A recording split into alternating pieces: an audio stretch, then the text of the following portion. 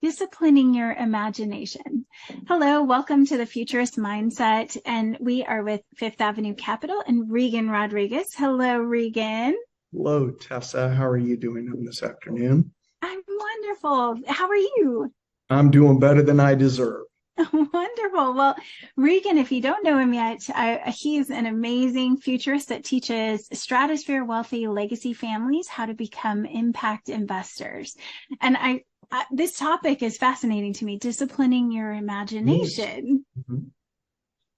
So tell us more. Yeah, well, as you know, just as you said that, Einstein says that imagination is more powerful than knowledge. So that's what I kind of want to go over with everyone. So welcome to disciplining your imagination. Let's talk a little bit about that. Before you've got here, as you're starting a fund, right? What you realize is that your job is to be the keeper of the vision. And in order to be the keeper of the vision, you have to have one. You have to get people to buy into that vision for their own reasons. So what I help my clients do is then the week two is we identify that there was an old vision, whether you're aware of that or not, and you had some patterns or habits or some consistencies that belong to that old vision, and we're going to break it. We're going to interrupt. We're going to say, thank you for your service. You're no longer needed, and allow for the new. But before you get to the new, you got to interrupt the old. So I help people identify what are those habits or patterns or communication or style that's not going to support you. Then at week three, I help people start and take out and build the habits of communication, of team building, influence, performance that's going to serve you. And I know that I have to take a different action.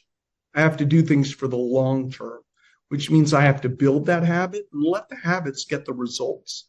So you need to start realizing and recognizing that you need to do the same thing for your people, right? The fund that you're developing, just like what I'm doing with the fund that we're doing.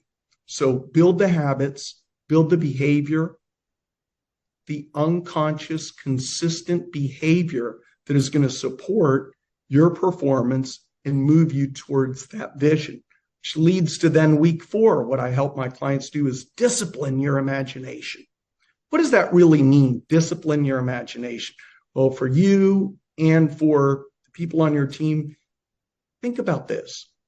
You have memory, you have imagination, and you have focus. Memory, imagination, and focus.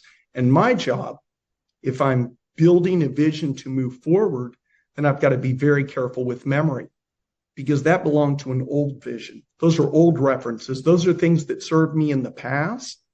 And even if those things that could move forward, I can't rely on the habit of the memory.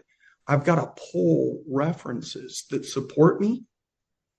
For the most part, as a leader of the fund, I need to expand and move to levels of uncertainty, meaning I have no memory. I have zero references of where I'm going. This is where people get in trouble. They live in memory, trying to go back to the past, or imagination, where I don't have enough information or I'm dealing with a lot of uncertainty and my imagination takes over and starts creating possibilities for certainty. That's where we really get into trouble because people create more fearful things to protect themselves than really look at the situation because they don't know. What I want you to do is stay out of memory, discipline your imagination, be in focus. Focus is where I'm using all of my energy, my mind consciously and intentionally to a particular outcome. When you start thinking about yourself as outcome thinkers, purpose-driven leaders, you then become very powerful. Outcome-focused, purpose-driven. This is where you want to be as a fund manager because you don't have time for anything else. Be purpose-driven. You know where you want to go and what you want to accomplish. Focus is where you put all of your attention, on the things that you control and that you're responsible for 70% of the time. And the other 30% of focus is on the things that I can influence. So I'm thinking about the people that I influence, my team, the people around me, the customer, the partner, that's influence. And that's 30%. The other 70 is focused on you being a power player, having the energy, the psychology, the vision, the keeper of the vision, the driver of the purpose of the mission of the organization. And that's where you want to be as you're leading your fund. You want to think of this acronym, OPA, outcome, purpose, action. Outcome, purpose, purpose-driven, action-oriented. That's the example that I want to set. And that's interpersonal.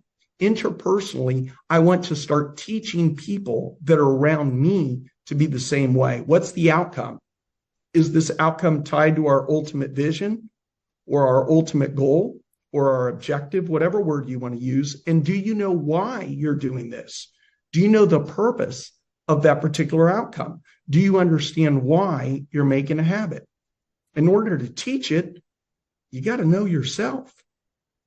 This is where the why work is purpose work.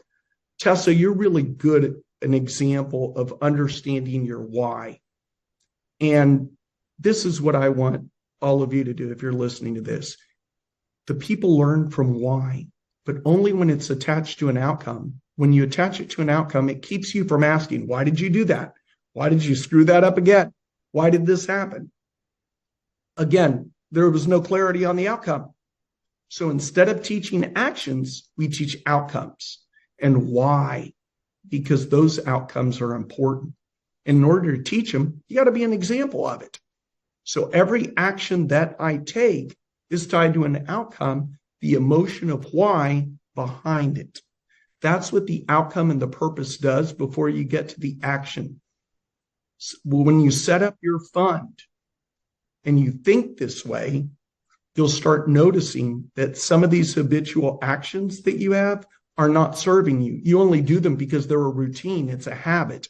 It's something that you do. It's something that you go through, but it has zero impact on the results or the outcome that you want. Having a team that is focused on the same outcomes is powerful. That will take you to that next level and will support you towards your vision and growing your team in a powerful way. I love it. That's it. I wanted to just give just a little bit kind of step 2 of what we went over last week. So Tessa, do you have any questions? Anything you want to go over? Anything you want to? No, I think that, the habit building, I know that you probably have some tips for us on habit building that, how long do you have to do? I've heard a lot of different variations of how long you have to do a habit, but how long do you find you have to? Not getting into that. Again, no? There are stuff about that.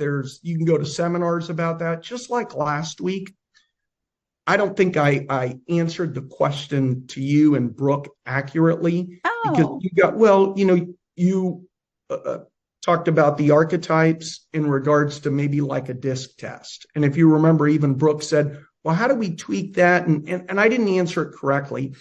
And here's why. Instead of looking at it as what are other people's personality types, instead, it's what are areas that you can do to tweak things for yourself for all of those 4 types. So archetypes is a little different than personality types. Mm-hmm. It's so in the same way now about this, we're not going to get into goals and it takes so many days for a habit. All I'm saying is you can either be conscious or you can be unconscious, right? Definitely. And what I'm saying is instead, if you are conscious about the outcome that you want, don't get into memory.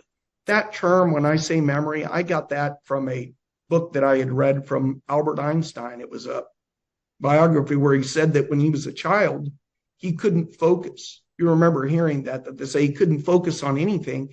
And it was because he gives the example memory. Memory is what us in America say you went off on your mind, right? So if you're watching a movie and you're really into that movie, you're not thinking about anything else. You're just focused on that and your mind does not wander. So wandering is what I say about memory. So when you catch it going there, you say, no, this is what I consciously need to do to move my business, my fund forward to the next level. No, I think that's perfect because it's easy to get, there's a lot of priorities when you're doing things. So being able to focus in because you have the outcome in your mind and you know the reason why. I love that you talked about that too, because it's very important when you have a team to get them all on the same page. So if everyone's not aligned and going in the same direction, then you're pulling opposite directions, right? So I love it. That's perfect. Yeah, and that's why this is helpful. And I'm kind of ministering to myself and learning myself because I'm developing a new fund and I need to go back to the same basics that I teach my clients. Wonderful. I like it. Well, that's great. OPA. Now I've written that down and I'm going to keep that acronym. I get that a lot. Whenever I do that training, people will say OPA and they'll do that. If you know what that means, it means flaming cheese. If you go to a Greek restaurant, and that's what it means. Opa means flaming cheese. So I get that all the time. People say, "Are you Greek? Did you get that?" I'm like, I know. It just happened. Okay. So. I like it though. It makes it easy to remember. So thank you so much. I appreciate this, Reagan. And we'll have more on the channel. If you hit subscribe, the bell or subscribe word right underneath this video, you'll get notifications when we go live. And we're here each Friday at noon Eastern time. Thank you all so much. Thank you.